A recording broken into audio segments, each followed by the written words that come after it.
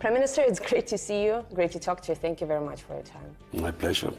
Now, I began with this somewhat verbose introduction, first because I know of your interest in Sufism, and more importantly because I think your whole life in politics and before that is a very colorful and I think very authentic illustration of following your heart's desires, which was very central to Rumi's teachings and the teachings of other mystics.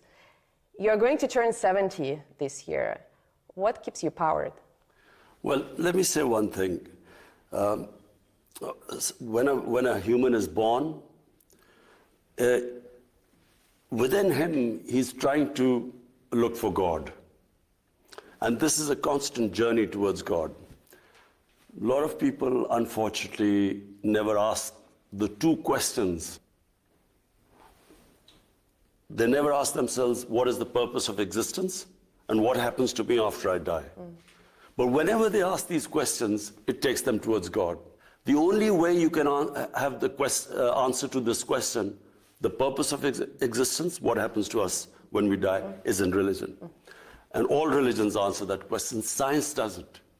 So the two ways of existence, one is the spiritual and the other is the material. And for me, if you are on the spiritual road, then you will always be looking for how you can face your God after you die, that you have fulfilled your responsibility as a human being. And our responsibility as a human being is, the more God gives us, the more responsibility we have to lift, to help other human beings. Well, let's talk about this practical aspect of our lives, helping other human beings and the state of the world, which there are a lot of concerns around the world about where it's moving, many apocalyptic projections. I wonder how you feel about it, and how do you feel about Pakistan's ability to adapt to this shifting landscape? Well, the world faces two huge challenges. One is climate change, where the material existence, when we only live in this world for material well-being, then the classic example is how we imperil our own existence, is what climate change is. How we have ravaged the earth, and how we have misused the blessings of God. On the other hand, so that is the biggest challenge, I think, for human beings.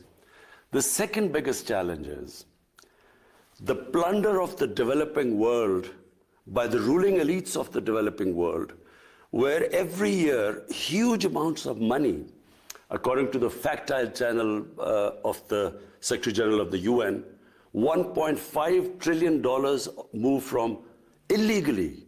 There's a trade imbalance anyway. I mean, the money flows through the trade imbalance to the developed world anyway. But the illicit, the illegal, money laundered by the ruling elites, over $1.5 trillion every year moves to the offshore accounts and Western capitals. Now, this is going to have severe consequences on food, on hunger, on starvation, on imbalance between the rich and the poor. And so I don't think enough attention is being paid to the second one, because the richer countries benefit from it, because they have this capital inflow, so they don't care. But the poor countries are getting destroyed. Now, I mentioned Rumi, and he wrote something to the effect that clever people want to change the world, while wise people focus on themselves. And I wonder if the current predicament, including the ones that you talked about, climate change and the plundering of the human societies. Of the poor countries. Yeah. If that is, in a way, a consequence of some clever people trying to make the world a better place. The plunder is simple. The rich people in the ruling elites, what they do is, when they, as Prime Minister, and me as a Prime Minister, if I want to take money out from Pakistan and my ministers, the only way I can do it is by destroying the institutions that will stop me from doing it. The judiciary, the accountability process, the tax department. So when I destroy the institutions, the country goes down. And this is why countries are poor. But what is happening is the rich countries are now building barriers They are allowing the capital to come in, but they don't allow the labor to come in. So the only way to stop this people dying of hunger and poverty and this imbalance is for the rich countries to make laws like they have for drug money, like they have for terror financing. They should not allow, for instance, our ex-rulers have living in millions of dollars of properties in London. We can't do anything to get them back because the rich countries, they make it so difficult let us get the money back. This should change because if really you want to stop this immigrant problem. Do you believe on a personal or let's say on a political level, in some sense of accountability, maybe historical accountability, do you think things will change in the world so that all the great aspirations that you have could be realized without us getting very cynical? Because I hear what you're saying on an emotional level, but I have covered so many wars and I have seen so many people killed absolutely for nothing that I simply don't believe that Western leaders care about things like human lives or even development in the developing countries. I'm sorry for saying that. It's true. Most leaders, the main concern is to stay in power. So if to stay in power, you know, there's what they call as a good war, they won't mind loss of few human lives. Oh, it's a collateral damage. It's not people. It's collateral exactly. damage. I mean, you know, as someone who looks upon the world from a spiritual point of view, I think it is insane to have a conflict with the idea of people dying and thinking that you will get more popular because of that. For instance, take this Ukraine conflict. I mean, for the life of mine, I cannot really believe that there is any chance, there's any possibility of a conflict. Because the consequences, forget about what will happen to the combatants. For the developing world, already the price of oil has gone up because of the prospect of a conflict. Ukraine supplies wheat to the world, and for that matter, Russia. Now imagine what will happen. Already the world is suffering from the after effects of the COVID-19. Imagine if there's a conflict. What will happen to the poor countries? Already the poor countries are suffering. They are already in debt because they had to incur debt because of the consequences of the COVID-19 fallout. So I cannot in my mind understand how can they even have got this close to a conflict? I can't understand this. Prime Minister, we will try to figure it out after a short break, but let's take a quick pause for the time being. We'll be back in just a few moments. Stay tuned.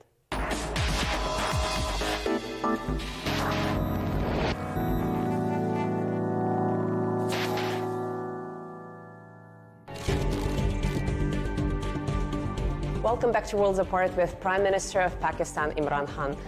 Prime Minister, before the break, we were talking about the Ukrainian conflict, and obviously we, the Russians and our Ukrainian neighbors, are very affected, but you have your own conflict to solve, and it may be a very stupid question on my part, but because we all know that, you know, bad peace is better than a good war, but still, historically, do you think it's better to leave a conflict in a limbo for decades on end?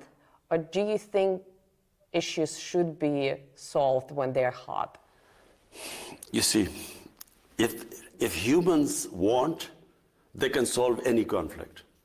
The problem is that the humans, the leaders, and I'm talking about the leaders, I'm sure people in Ukraine and in Russia, everyone understands that if there's a conflict, there will be consequences. Everyone will be worse. But it's not about the people. People on either side don't want this conflict to happen. So exactly. But I think that the leadership in the countries is then stuck that if we withdraw from this position, what will be the consequences to us politically? Because politically there are consequences always. And I think it takes very powerful, great leaders who rise above this and who think about the effects on the human beings. I do want to ask you about great leadership, but very quickly, I know that you have tried to deal with your mutual grievances with India over Kashmir, and I'm sure you're not satisfied with the results of those efforts. Are you going to leave that issue to your successors, or are you still hoping to try something new? You know, when my party came into power in 2018, first thing I did was to reach out to India. And I told them, you know, our only issue is Kashmir. Let's sit down on the table and resolve it. Let's have a roadmap. But I didn't realize, you know, and remember, I'm the one who knows India better than anyone because of course, cricket is a passion, you know, in the subcontinent. And because of, you know, me being captain of cricket here and sort of playing over 10 years against India, I know India better than most people. So I immediately reached out. But then I discovered, to my horror, that this is not the India I used to know, because it's been taken over by this mad ideology. It's a racist ideology, which was inspired by the Nazis. The founding fathers were inspired by the Nazis. You can Google on your phone and you can, the founding fathers praised the Nazis, racial superiority. And you see, there's a negative nationalism, there's a positive nationalism. You must distinguish between the two. I can inspire my people by saying, look, you were a great nation, let's now get back again. But if I say you were a great nation, but because of these other human communities, you could not reach the top, so shift the hatred towards them, there is always bloodshed. Prime Minister, I'm sure your counterpart in New Delhi would disagree, but if Prime Minister Modi wants to share his own views, we would be more than happy to travel to New Delhi and interview him on that very... Listen, I would love to debate with Narendra Modi on TV. That would I would be love great. to talk. But you know, before we organize this debate, and by the way, RT would be happy to moderate it, me personally, but... It would be so good for over 1 billion people on the subcontinent if we can resolve our differences through a debate rather than through... That would be amazing. But let me ask specifically about Pakistan, because this year marks the 75th anniversary of your country coming into being, and the figure of Muhammad Ali Jinnah still looms large with his philosophy of marrying modernity with traditional grassroots culture. And I think it's not only in Pakistan, but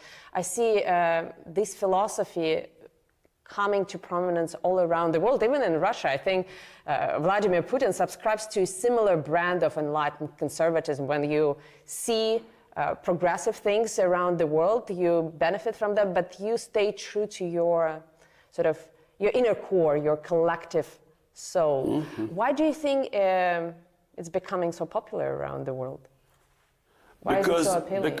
Because whenever you try and superimpose another culture on a nation, it doesn't work. You know, colonialism, what did it do? What the colonialists created was a thin lot of people who imitated the colonialists, who in Pakistan would be called the westernized elite. But there was a big gap between them and the rest of the population.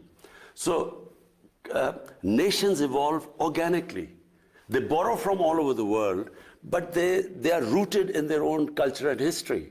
If you cut that off, I mean, it has severe consequences all over the world. When you cut off a country from its roots, a nation, and try and ape another culture, they become neither one thing or the other.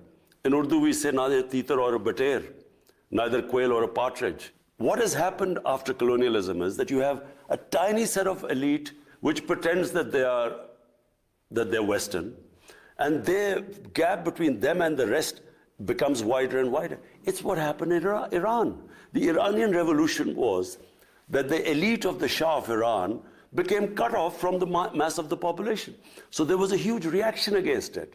In Pakistan, what we are trying to do is to obviously learn from all advanced societies, and right now, the nation we can learn most from is China, because if my main emphasis is to raise people out of poverty, no human society has achieved what China has done. So therefore, we learn from everyone, but we should be rooted in our own culture, history, religion. China played a subtle but I think very significant role in facilitating Russian-Pakistani exchanges, and I know that recently, while visiting Beijing, you suggested that Islamabad can act as a mediator between Beijing and Washington.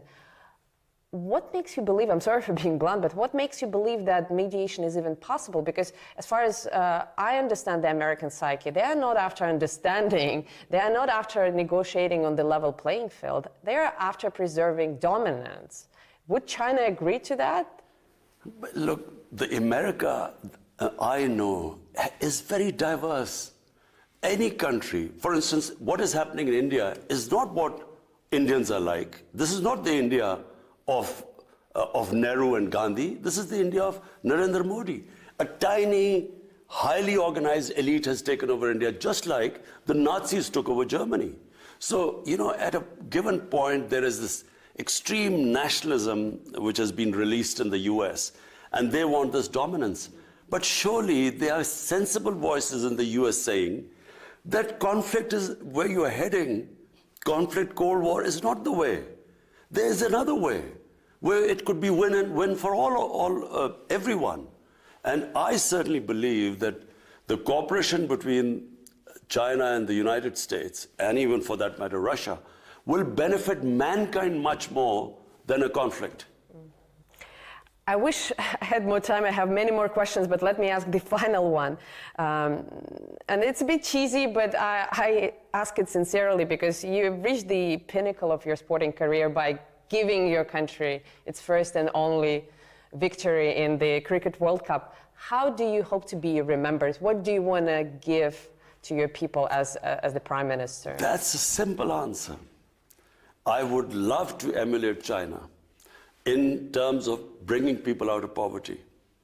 Two things I want. One thing is if I can bring people out of poverty, but related to that is rule of law. Human societies are defined by two great things: rule of law and a welfare society. A society that is humane and just and looks after its people who are not so privileged, who are poor.